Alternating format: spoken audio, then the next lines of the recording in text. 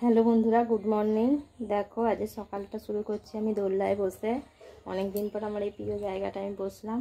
আজকে মেয়ের পরীক্ষা আছে, এর জন্য আমি আর দিতে যাইনি, ওর পাপা নিয়ে গেছে ওকে।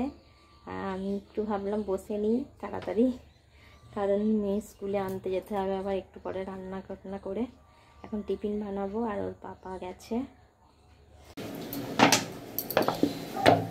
অল্প একটু তেলে নিয়ে বেড়ে নিই।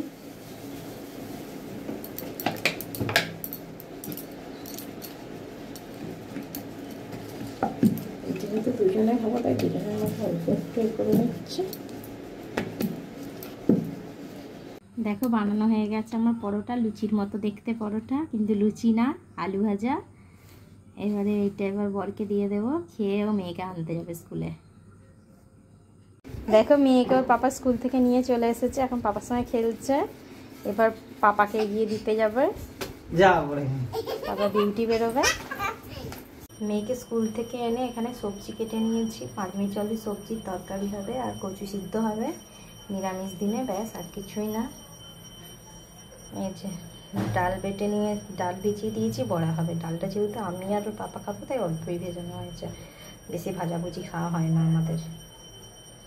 ডালটা এবার বেটে নেব। দেখো রান্না করতে করতে ভাবলাম মেয়েকে স্নান করিয়ে দিই, 10:30 বেজে গেছে, স্নান করছে। আর বিছানার অবস্থা দেখো, এখন একটা নতুন খেলা শিখেছে, কাটিং করা। সব যেখানে যা কাগজ পাচ্ছে, বিছানা চাদর টাদর যেটা পাচ্ছে সেটাই কাটিং করে দিচ্ছে। এই দেখো মনুকে এখানে এরমভাবে শুইয়ে রেখেছে। এখন খেলুক, আমি রান্নাটা করে নিই। দেখো মিক্সিটা বসিয়ে দিয়েছি, ডাল বাটবো। এতে জিরে, তারপরে একটা কাঁচা লঙ্কা, নুন, হলুদ সব দিয়ে দিয়েছি, দিয়ে বেটে নেবো। আর বাটনাটা আমাদের এই বিছানাতেই করতে হয়, কারণ বোর্ডের সুইচটা এই যে এখানে, এখান থেকে এখানে। বন্ধুরা ভিডিওটা এখানেই শেষ করছি, এবার মেয়েকে খাইয়ে নেবো। Tata bye bye.